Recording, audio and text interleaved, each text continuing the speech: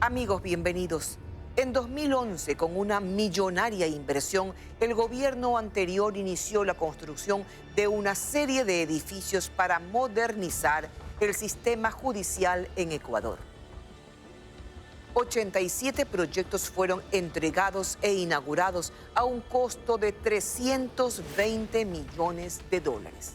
Sin embargo, este año, el Consejo de la Judicatura Transitorio reveló que más de 50 de esos edificios modernos y equipados tienen sobreprecios de hasta el 61%.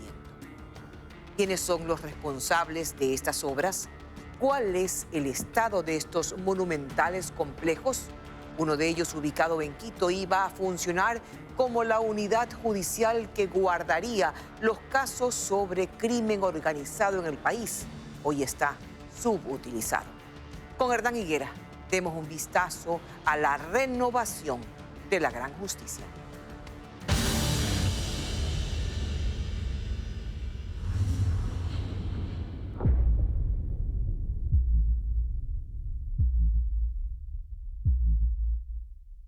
Cuando al país le decían que estaban construyendo verdaderos complejos judiciales, tenían toda la razón. Y no solo por lo grandes que son, sino por lo difícil y engorroso que hoy resulta mantenerlos y usarlos. En los últimos 7 años se construyeron 56 edificios y se remodelaron 17. Todo eso costó 320 millones de dólares y tal parece que resultó insuficiente.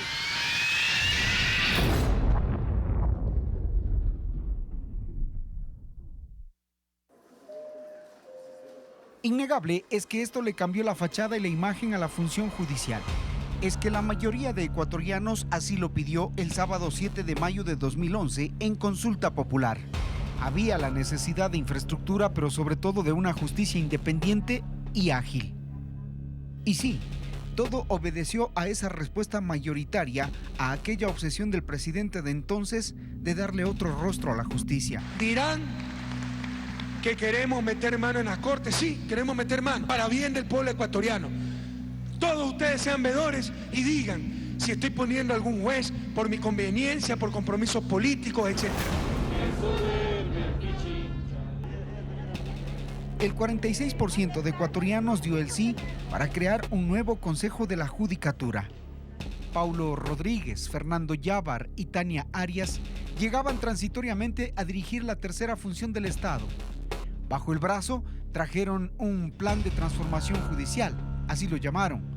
En realidad, nunca antes se había construido o en proceso de construcción 843.128 metros cuadrados solamente para infraestructura en la función judicial.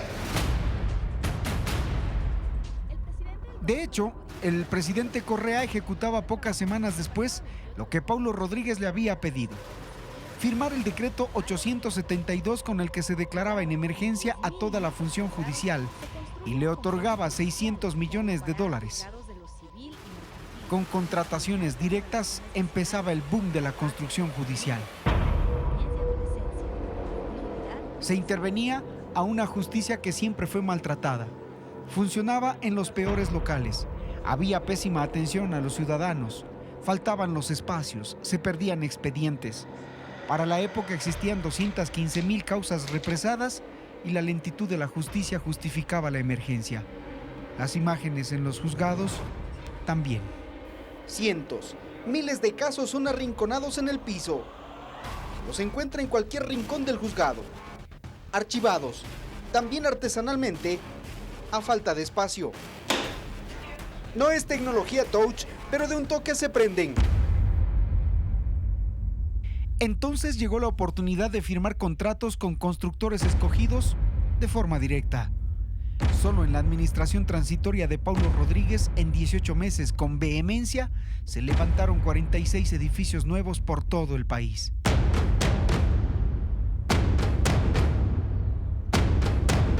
Son alrededor de 320 millones de dólares de las construcciones realizadas a partir del 2011.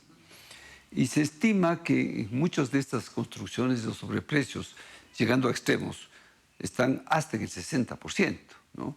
En las consultorías, se ha pagado por consultorías que no se hicieron porque son igualitas todas y son con la misma persona.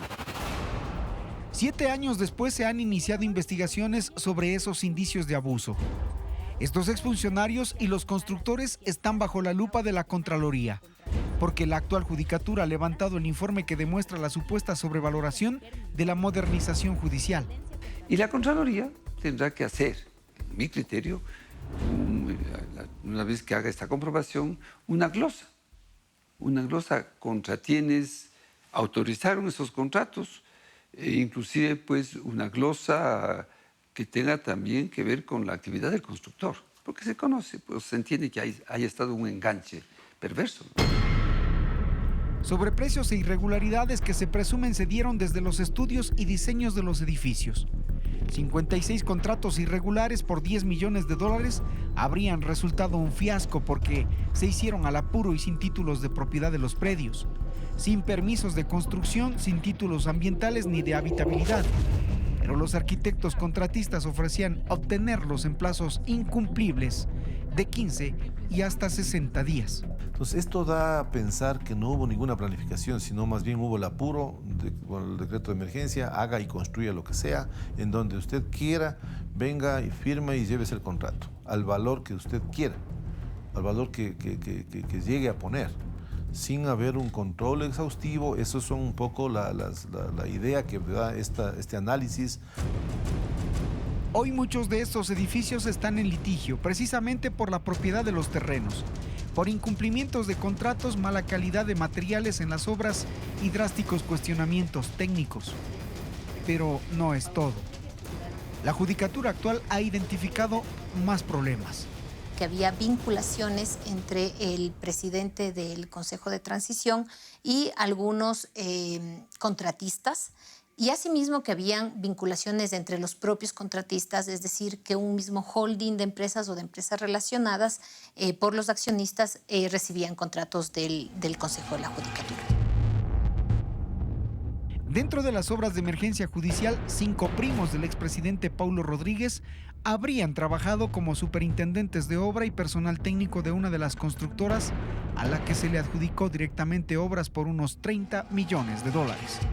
Internamente estamos analizando los movimientos que han tenido quienes usufructuaron de esos sobreprecios. En coordinación con la UAFE se está trabajando y es posible que tengamos algunos hallazgos quizás antes de lo que la gente piensa.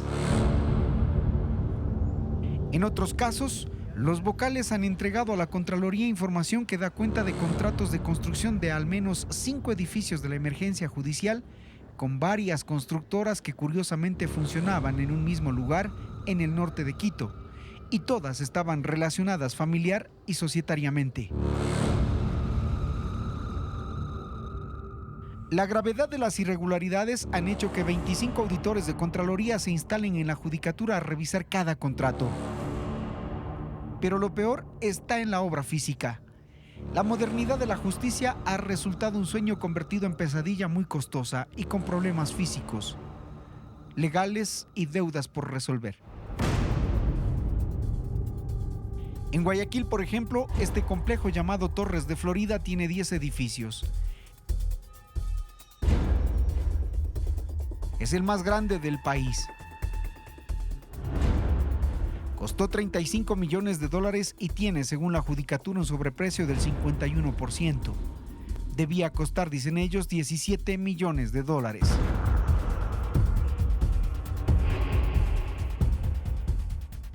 Funcionan aquí juzgados civiles, penales, de tránsito y de la familia. En 5 años de operación registra serios problemas de humedad, filtraciones en las losas, rotura de tuberías de abastecimiento central del agua potable, y a su costado cada torre tiene una estructura supuestamente para casos de emergencia. Pero esas escaleras no conducen a ningún lado. Es una cosa que no se puede entender, ¿no? Que un arquitecto, un constructor que hace una construcción, quizás en los páramos de Pichincha, ¿sí? Diga, aquí no hay incendios, no es necesario, pero en Guayaquil, no hay gradas contra incendios. Entonces hemos tenido este momento que exigir, y todo eso cuesta. El más grande complejo carece de permisos elementales. Si aquí ocurre un incendio, ¿qué pasaría? Los rociadores no los instalaron. Sé que ellos comenzaron la instalación de los rociadores porque vi algún momento que fui y me encontré que habían desmontado los tumbados justamente para pasar las tuberías, pero no los concluyeron nunca el trabajo. Pero los edificios como tales sí cuentan con sistema contra incendios, con cajetines y mangueras. Eso sí, todos los edificios lo tienen. Lamentable pero cierto. Esto que se pensaba era moderno y seguro ha mostrado esos detalles que se pasaron por alto y que a pesar de los millonarios contratos, no lo hicieron. O sea, cosas inverosímiles que realmente cómo puede ser que una central eléctrica para una magnitud, para abastecer a 10 torres, que un gato le incendie y le vuelva prácticamente inútil. Y hay más, porque en parte del complejo parecería que las obras quedaron inconclusas, pero no. Carecen del techo, del cielo raso. ¿Por qué? Porque por hacer la inauguración en otro lugar se sacó el cielo raso para ponerse en otro sector para la inauguración. Y de allí, ¿cómo le regresa? Ya nunca se pudo regresar. Entonces tenemos problemas muy serios en cuanto a la construcción, en cuanto a los niveles de eficiencia que debía tener esa construcción. En Otavalo, Imbabura, este elegante edificio también tiene problemas. El constructor aún no lo ha entregado y su estado es de alerta porque el peso de las losas hace que la estructura empiece a ceder verticalmente. Hay una inclinación acentuada en una de las estructuras. Y probarlo no es tan difícil.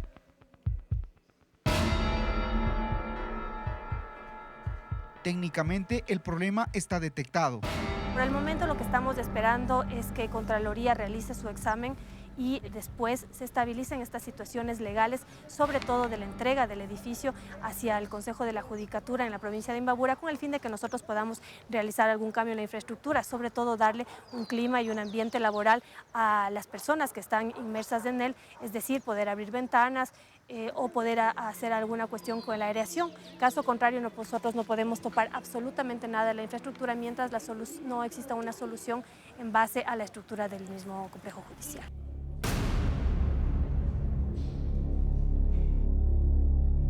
De pronto se ve que la mampostería se desprende. Las paredes están fisuradas. Los técnicos dicen que se trata de un flejamiento, es decir, que las losas con su peso ceden hacia abajo provocando la fatiga de la estructura en las dos alas del edificio. Puede ser producto del mal cálculo de materiales y la solución sería derrocar. Esto que costó casi $8 millones y tuvo un supuesto sobreprecio de 4 millones. Así lo dice el informe de la Judicatura. El despilfarro es muy notorio. No solo fue de dinero, sino también de mobiliario, tecnología y espacio. El sobredimensionamiento es otro gran problema. Edificios muy grandes para pocos usuarios y escasos funcionarios. Esto se ve al menos en 43 unidades judiciales sobrepreciadas. Son evidencia de que hubo una escasa planificación. 6 funcionarios, 3.000 metros de construcción. Entonces prácticamente no tienen ni siquiera cómo mantener ese edificio. Estamos gastando en mantenimiento, barriendo, se va más dinero del que se requiere. En energía eléctrica, porque claro, los edificios están iluminados, ¿no? Entonces, eso se está viendo para ver cómo se hace de alguna manera algún tipo de convenio con alguna entidad pública que necesite, etcétera, porque al final somos Estado, somos entes públicos. Y pues sí, por supuesto, hay que compartir los espacios y compartir los gastos. La Judicatura establece como media que por cada 45 metros cuadrados existan 10 funcionarios.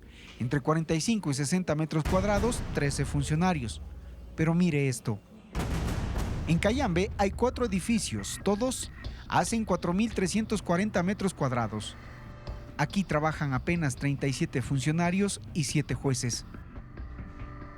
Construyó uno de los edificios más grandes contratados. Sucede lo mismo en Balsas, edificio de 2.834 metros cuadrados. Trabajan 6 funcionarios. En Quero, provincia de Tungurahua, 2.700 metros cuadrados para 8 funcionarios. En Quito, el complejo Quitumbe es el que tiene la atención y el monitoreo de técnicos y autoridades. Allí la unidad funciona bien, atiende normalmente al público.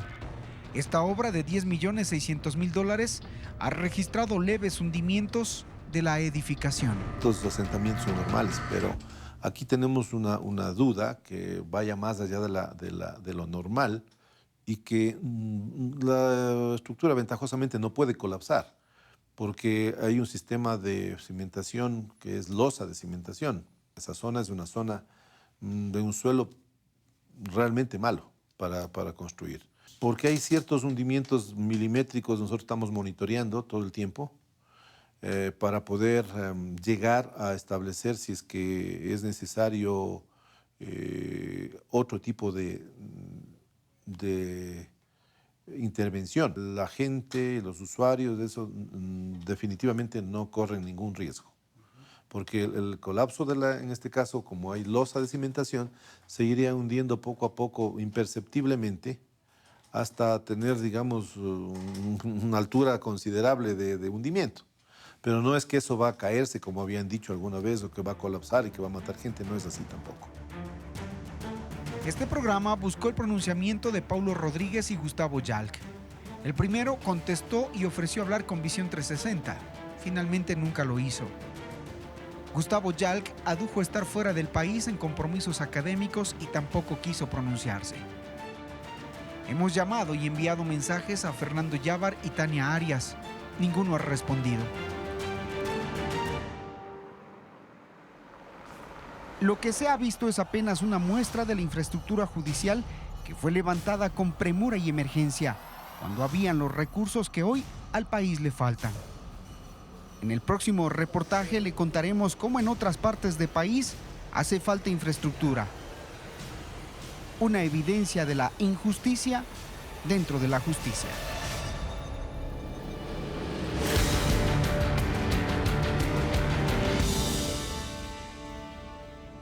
Al volver, la segunda parte de este informe sobre la millonaria inversión en la función judicial de Ecuador. Esto es Ecuavisa y su Visión 360, quinta temporada.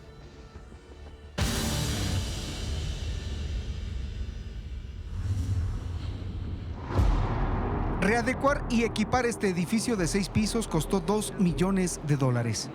Inicialmente funcionaban 2 unidades judiciales que fueron removidas para que vengan nuevos jueces para la unidad especial. Entonces le invirtieron $15,000 más, pero para nada. Este lugar lleva 9 meses y medio así, vacío, pero equipado.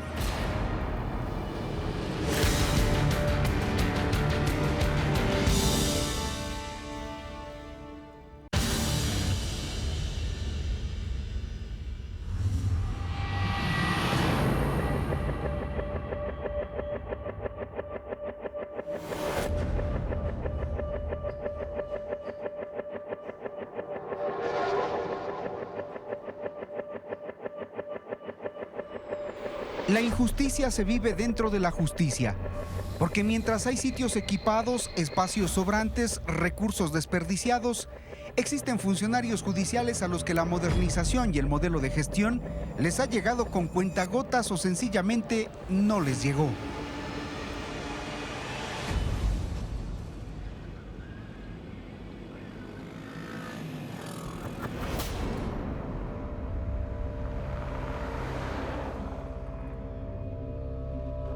Como que nosotros nos sentimos un poquito discriminados por la función judicial en el aspecto, en Quilindé más que nada, porque no tenemos cuántos años han pasado y ya es una ciudad que maneja casos relevantes que se han escuchado a nivel nacional e internacional. Entonces, ustedes mismos se han dado cuenta por la prensa, tal vez cuando hay un tipo de audiencia o este tipo de audiencia, es estrecho.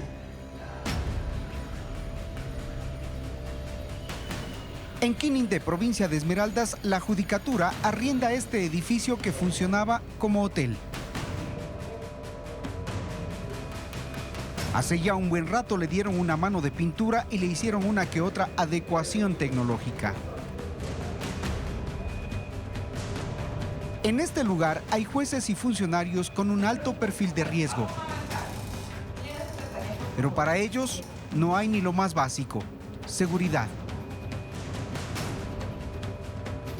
Ingresar aquí es muy fácil. Apenas hay 2 policías de custodia. No hay detectores de metales ni nada parecido a esas medidas que precautelen la integridad de jueces que aquí fallan contra el crimen organizado. Apenas y tienen luz. En la provincia de Esmeraldas, en las unidades judiciales, usted puede palpar, puede darse cuenta en las condiciones de que nosotros los jueces trabajamos. Por seguridad, mantendremos en el anonimato la identidad de un administrador de justicia que conoce casos de narcotráfico, trata de personas, tráfico de armas, lavado de activos y hasta terrorismo. Todos, desde San Lorenzo hasta Muisne, vivimos en una total inseguridad. Los que vivimos en esta provincia y más aún los jueces penales, que nos toca conocer casos de narcotráfico, que siempre nuestra provincia está envuelta por ser una ciudad de tránsito, de paso, donde se han incautado desde submarinos hasta grandes toneladas de droga, así como también la delincuencia organizada en sicariato, extorsión, todo ese tipo de casos. Es por estas unidades por donde narcotraficantes, sicarios, traficantes de personas y de armas, así como las organizaciones delictivas, han intentado comprar a la justicia.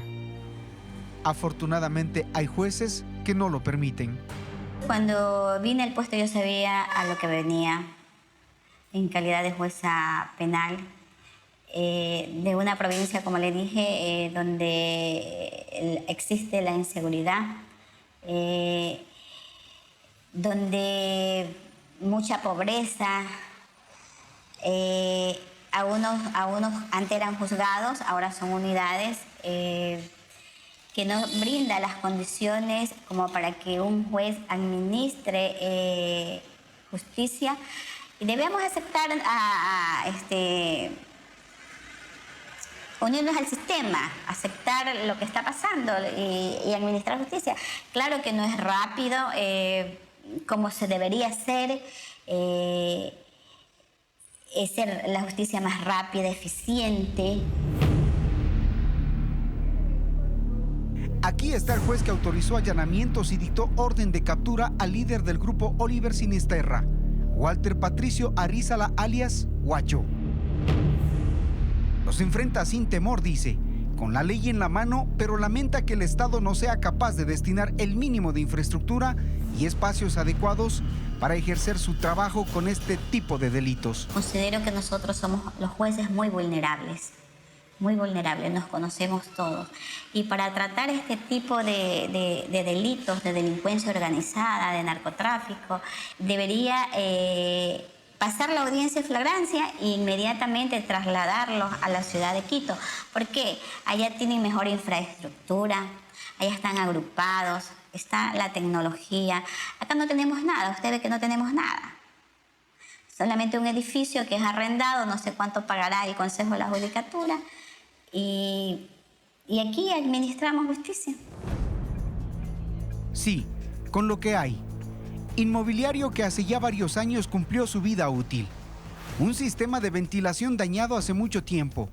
Copiadoras e impresoras que son meros muebles que llenan espacios porque no sirven. Y la única que existe funciona para todos los juzgados. Hacinamiento de funcionarios en medio de un calor intenso y en muchos casos hasta gastando de su bolsillo. Las audiencias se realizan en medio del sofocante calor y en espacios reducidos. La injusticia es más indignante sin duda cuando se sabe que con todos los sobreprecios que se investigan se pudo haber equipado unidades provinciales donde campea el delito. En todo el país hay que hacer un estudio bien hecho de qué espacios necesitamos, dónde y cómo vamos a suplir la necesidad de jueces y de fiscales. Entonces, me parece que más que atender que sí, hay situaciones muy graves y muy urgentes, como las de la frontera, por ejemplo, como las de Quinindé, que usted me menciona. Muy graves y muy urgentes que tienen que ser atendidas inmediatamente, pero que esa no pasa de ser una solución parche. Y es necesario hacer un análisis completo de cuáles son las necesidades específicas al respecto. Acá lo único que llegan son las órdenes de reducción de personal y nada más.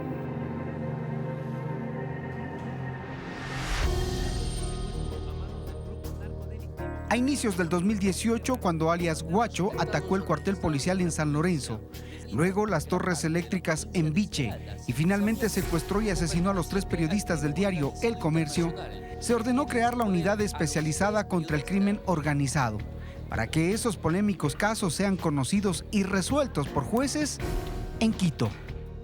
La unidad de crimen organizado nace después de una reunión que el expresidente de la Judicatura, Gustavo Yal, asistió al COSEP, es decir, imagínese usted en la época del Guacho que empezaron ya las primeras amenazas de bomba, los secuestros, el doctor Yal asistió a la presidencia de la República, habría planteado frente al presidente Lenín Moreno y todos los miembros de este consejo la idea de una unidad de crimen organizado que funciona muy bien en España, en Colombia y en varios países del mundo.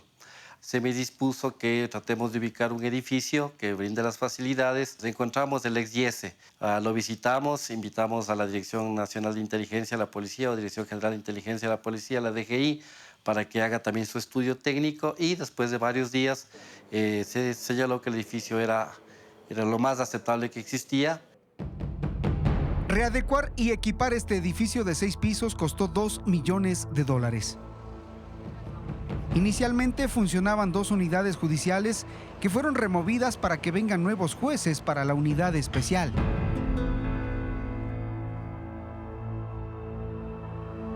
Entonces le invirtieron $15,000 más, pero para nada.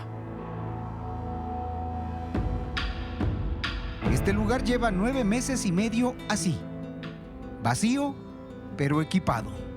Habilitamos espacios para jueces, para ayudantes, para secretarios, para fiscales, para policía. Construimos una cámara de GESEL. Habilitamos los espacios que teníamos para salas de audiencia. Actualmente hay 6 salas de audiencia, espacios para 3 jueces de tribunal, 4 jueces de unidad. ¿Y por qué no llegó a funcionar? Resultó ser otro error de planificación. Primero gastaron en la remodelación y luego consultaron. La Corte Provincial de Justicia de Pichincha interpuso un recurso ante la desaparecida Corte Constitucional por dudas en el procedimiento de juzgamiento con jueces especiales a los delitos más peligrosos. Todo está listo para que esto. Lamentablemente por esta falta, insisto, por tercera vez de comunicación con la Corte Provincial, por estos 3 temores que han quedado debidamente desvanecidos, se hizo una consulta a la Corte Constitucional. Y mientras esa consulta no se absuelva, esto no puede funcionar. Todas esas cosas que pasan en la frontera se siguen tratando allá porque esto fracasó. Esto es una vergüenza, es decir, el público que nos está viendo en el programa 360, tener abandonado en un país en crisis, un edificio de 7 pisos, 6 pisos, totalmente amoblado como tú lo ves, con los arcos de metal, con los muebles, con los escritorios, mientras en Quinindé o en otros lugares existen casas rentadas. Aquí en el mismo Quito existen unidades judiciales rentadas. Y aquí el Consejo de la Judicatura ha perdido, si tendría que rentar este edificio, valdría que unos 50,000 por 8 meses, son $400,000 que ha perdido el Estado ecuatoriano solo en arriendos. Aquí están los espacios y los equipos que faltan en unidades como las de Quinindé, San Lorenzo, Borbón, Muisne y otros lugares de Esmeraldas y también de Manabí. ¿Qué piensas si le cuento que hay infraestructura abandonada de la Judicatura? ¿Lo puede imaginar? No lo puedo creer. Abandonada.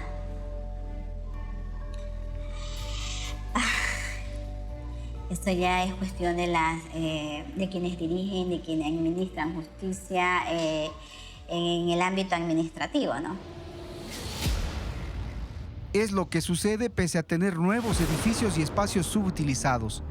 La Judicatura actualmente arrienda 141 inmuebles en todo el país. En el 2018 pagó $4.800.000 por ese concepto. Y en este año, hasta octubre, ha pagado $3.900.000, mientras existen espacios vacíos. Ninguno de los consejos de la Judicatura ha podido administrar los recursos y los bienes que poseen. Y en el caso de este edificio vacío, mientras no exista Corte Constitucional, seguirá siendo un ícono del desperdicio y la injusticia.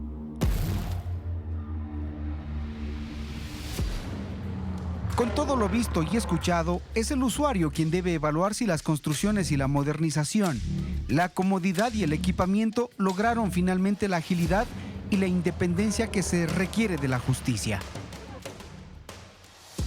En este caso, es usted el juez.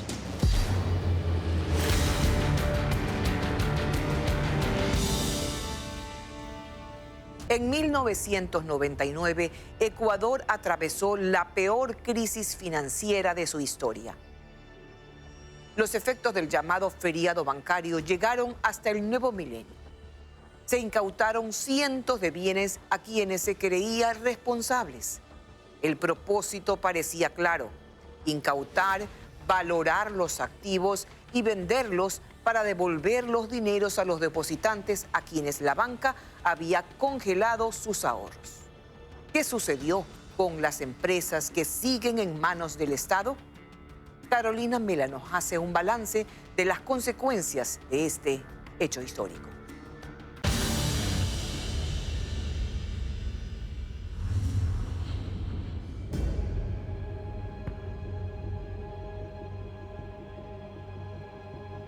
Era la madrugada del 8 de julio de 2008.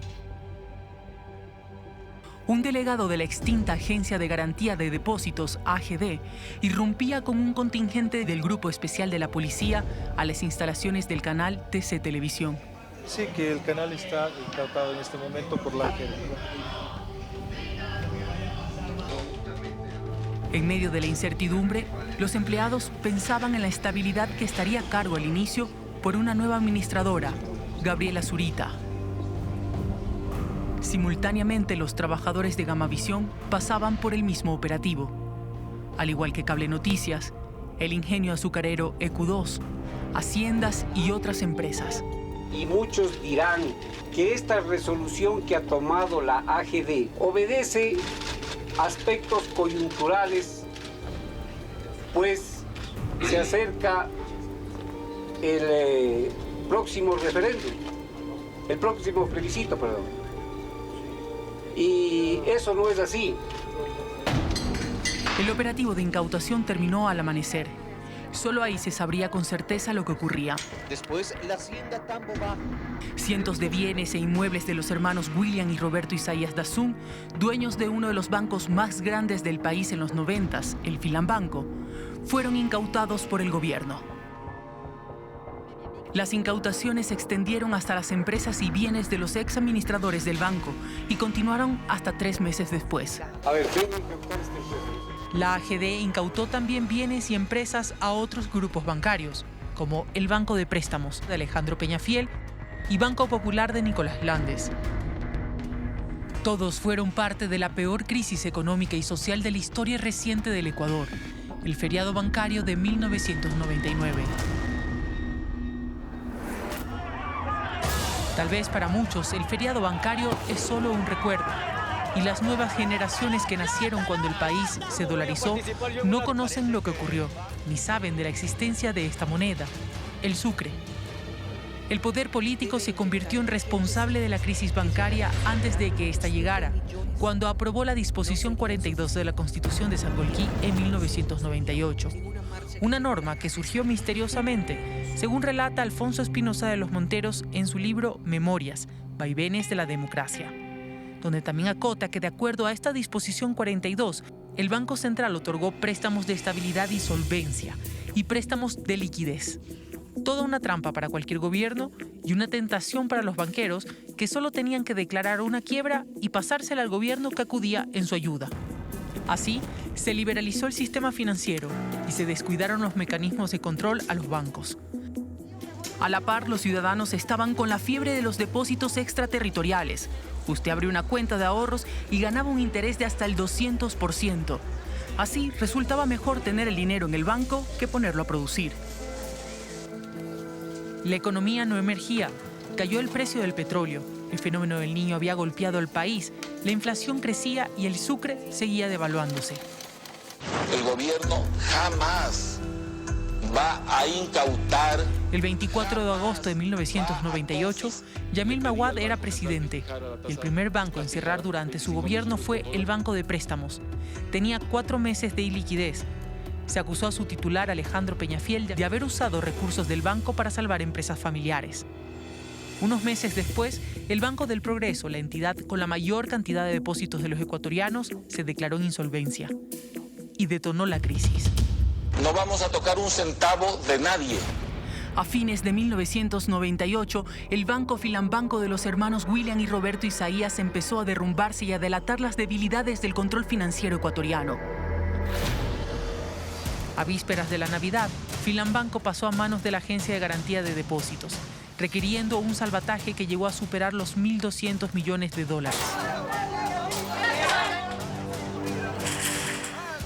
El sistema financiero colapsó. 17 bancos y más de 40 instituciones financieras cayeron en medio de la desesperación de la gente. 8 de marzo de 1999, la Junta Bancaria decretó un feriado bancario bajo el argumento de prevenir mayores retiros de depósitos. Hemos considerado necesario prolongar por un día el feriado bancario. El feriado bancario se prolongó hasta el 15 de marzo. Congelaron 5.000 millones de dólares a un tipo de cambio de 5.000 sucres por dólar. Cuando devolvieron el dinero, les obligaron a los depositantes a recibirlos a una cotización de 25.000 sucres por dólar. La mayor confiscación de toda la historia. Así, desapareció el sucre y el Ecuador se dolarizó. Para esto, el gobierno había salido al rescate de los bancos. La crisis bancaria le costó al país unos 6.000 millones de dólares. Cuando termina de derrumbarse el sistema financiero, el Estado se convierte en el dueño de los bancos quebrados, como parte de pago del dinero prestado. Casi 20 años después, los bancos fueron liquidados y el Estado aún tiene en su poder bienes e inmuebles de la banca cerrada que no ha logrado vender. En medio de la desesperación, estas estuvieron en manos del Banco Central hasta el 2011, que pasaron a Inmobiliar. Esta institución tiene alrededor de 2.045 bienes e inmuebles que se desglosan entre locales comerciales, edificios, casas, terrenos, bodegas, parqueaderos, departamentos, oficinas y galpones en varias ciudades del país. La idea y la proyección es vender todo, subastar todo, salvo en casos específicos que alguna entidad requiera algún inmueble por el tema de optimización de recursos, se lo dará en comodato o en convenio de uso. Por ejemplo, el antiguo edificio del Banco del Progreso. Ahora es el edificio del Litoral, donde funcionan varias instituciones del Estado. Entre el 2011 y 2015, Inmobiliar solo podía recibir los bienes e inmuebles y administrarlos, pero no venderlos. Recién en el 2015 les dan la competencia para subastarlos. Los valores con los cuales arranca la subasta son los valores del avalúo municipal. Estos pueden incrementar, no puede ir mucho mejor. En otros casos pueden no haber muchos interesados, pero en tal caso hemos recaudado acorde a lo esperado. Desde entonces se han subastado 440 bienes e inmuebles por 67.600.000 dólares. La mayoría de estos bienes inmuebles han estado sin uso, sin el uso adecuado, ¿no? E Inmobiliar, una vez que lo recibe, le da el mantenimiento necesario para una futura venta o un futuro traslado para una institución pública. ¿En cuánto están valorados los 2.045 bienes e inmuebles restantes? No existe una cifra exacta, porque todos, cada bien incautado, tiene problemas legales todavía por resolver. Todos, en totalidad. Todos vienen con derecho litigioso. E Inmobiliar, esta cartera de Estado, con su equipo de trabajo, lo tiene que ir saneando paulatinamente. Una vez saneado, se los podrá subastar. Hay 52 inmuebles listos para subastar. Pero volvamos a la segunda incautación como consecuencia del feriado bancario, que ocurrió el 8 de julio de 2008, cuando la extinta Agencia de Garantía de Depósitos AGD incautó 196 empresas, bienes e inmuebles de los dueños de Filambanco, Progreso y Banco Popular.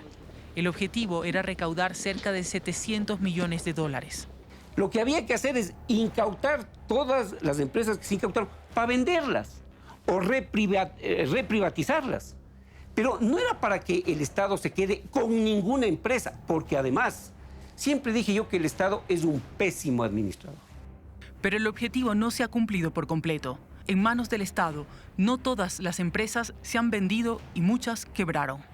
3 meses después de las incautaciones, el entonces gerente de la AGD tenía valorada la mayoría de las empresas, al menos las más grandes, según reposan los archivos que nos mostró. Teníamos todo valorado. ¿Para qué? Para venderlas. ¿Y qué pasó? No para quedarse. ¿Y qué pasó? Que yo, como gerente de la AGD por ley, yo tenía voz en el directorio, pero no tenía voto. Según el último informe que existe y que fue público sobre el estado de las empresas incautadas, está en la rendición de cuentas que presentó Pedro Delgado, primo del expresidente Correa, quien estuvo a cargo de venderlas. En adelante ha primado el hermetismo, silencio y bloqueo de la información, incluso entre los funcionarios del actual gobierno. Hasta el 31 de diciembre de 2011 se vendieron 25 empresas, 40 bienes e inmuebles y entregó 4 empresas comercializadoras de combustible y de servicios petroleros a Petroecuador, dando un total de 298.9 millones de dólares por las ventas. A ver, vengo a incautar esta empresa, ¿no sé? Las principales empresas fueron Servientrega, Indupesca, Automotores Continental, Parques Monteolivo, Producargo, TV Cable, EQ2, Budget, un 12% de acciones que se vendieron a los trabajadores de TC Televisión y un 22% de acciones de Gama TV que también se vendieron a los trabajadores. Otros bienes como 3 pesqueros, una avioneta, haciendas y 37 autos clásicos de lujo también fueron vendidos por 20 millones de dólares. ¿Qué pasó con lo demás? Solicitamos información y una entrevista con Verónica Artola, gerente del Banco Central y quien debería conocer el estado de las empresas. Insistimos durante 4 meses y lo único que recibimos fue este documento, donde nos hacen un resumen de las incautaciones y que el Banco Central no está facultado para vender a terceros, que de eso se encarga la CFN a través del fideicomiso. Pedimos información a la CFN y tampoco quisieron dar una entrevista. Respondieron con un documento y lea bien la respuesta. Dice que es el Banco Central la institución que tiene todas las atribuciones, competencias, derechos y obligaciones sobre las empresas y bienes incautados. Pero que el fideicomiso a GDSFN No Más Impunidad lo tiene la CFN para mantener los paquetes accionarios de varias compañías y que estos ascienden a 17 millones de dólares, que corresponden a las acciones de 99 empresas en liquidación y solo de una activa. Lo que queda son algunos bienes ocupados por el Estado, como por ejemplo la mansión de los exbanqueros Roberto y William Isaías en las afueras de Quito, que se la dieron a la Secretaría de Inteligencia SENAIN, y los medios de comunicación que nunca se vendieron como se prometió y que han sido utilizados para propaganda gubernamental. En el camino, las empresas se han depreciado a tal nivel de que a Gama TV, la super de compañías la ha declarado en proceso de liquidación y otras, como las radios e imprenta, quebraron. Cablevisión está en liquidación, no vale nada. Está con pérdidas que son más del 100% de la pérdida, es una compañía que ya no vale nada. Uminasa está a pérdida. Según la gerente de medios públicos que asumió con el nuevo gobierno, ATC Televisión han podido rescatarla, pero tiene problemas de iliquidez. ¿Hay ofertas para TC Televisión? 3. No en numéricos. Hay tres empresas que desean acercarse para ver la posibilidad de comprarlo y que han estado en contacto directo. ¿Son nacionales o extranjeras? Las 3 son internacionales. Son conglomerados de medios. La entrevista se dio en agosto de 2018 y la gerente era optimista con la recuperación de Gama TV. Sin embargo, sus trabajadores, que tienen el 22% de las acciones, están impagos desde hace 3 meses. Como último recurso, después de haber agotado las instancias legales, salieron a protestar el pasado lunes 3 de diciembre.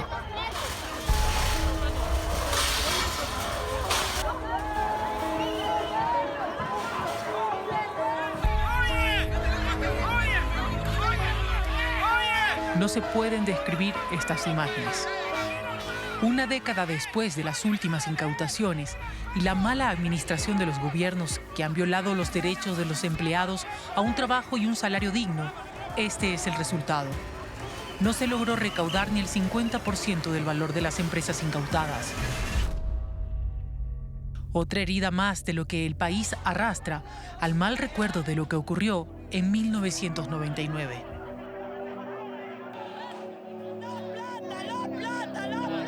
Voy a participar yo en una... Parece que el banco se ha ido contra el pueblo.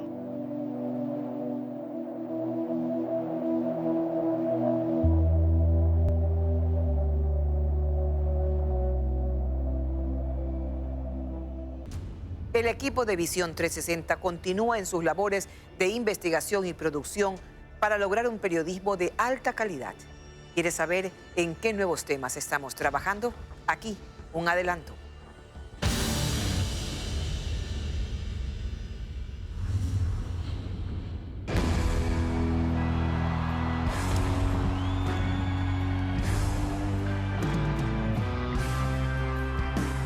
El mundo entero lo conoce por su música.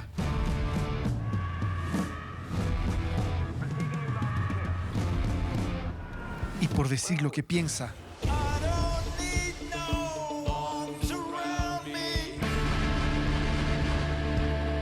Sin pelos en la lengua. Is the law for everybody, or is it only to protect the tyranny of the corporations? Su visita a Ecuador para apoyar a las comunidades indígenas afectadas por la contaminación petrolera dio mucho que hablar. Hay quienes lo admiran y quienes lo critican. There are trolls out there. Somebody said this to me yesterday or something, who say, why doesn't he contribute money? I do. I just don't shout about it. I contribute a lot of money to lots of things, lots and lots of causes. But, you know, but I don't know, anyway, fuck 'em. Roger Waters, el petróleo, los indígenas, la tierra, la gran corporación, la sentencia en disputa, la contaminación eterna. Casi no hay precedente en la historia del mundo para que gente indígena, gente colona, gente sin plata de un país como Ecuador han ganado un caso legal sobre uno de los grandes petroleras, los más poderosos petroleras en el mundo. Muy pronto en Visión 360.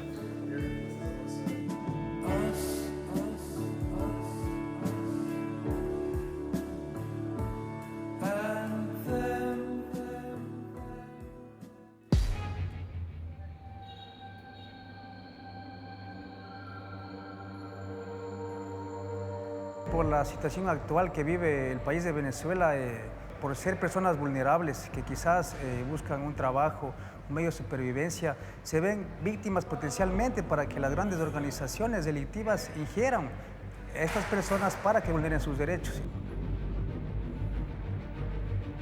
El amigo de mi novia le dice, bueno, para que tu mujer no salga del apartamento y como es menor de edad y anda indocumentada, para que no salga y no tengas el riesgo, dile que si quiere trabajar con el teléfono. Yo al momento le dije que no. Cuando mi mamá me dijo que andaba el niño enfermo, con las piernas y las bromas, tomé la decisión de decirle que sí. Y él me dijo que él tenía un teléfono donde podía dármelo y ahí habían clientes. Cobraba 20, 25 dólares. Por la media hora cobraba 30 dólares. Son ofertas que cualquier persona diría, bueno, sí, consigo tanto por nada, por unos minutos. Si es una víctima ecuatoriana, obviamente que ella puede buscar auxilio o refugio en sus familiares, en sus amigos. Pero cuando es un extranjero, el nivel de vulnerabilidad aumenta. Fíjate que estando yo en Venezuela, yo jamás imaginé en mi vida que yo iba a hacer esto. O sea, yo todavía le digo a veces a ciertos colegas o amigos, o sea, yo no tenía ni idea que yo iba a terminar haciendo esto.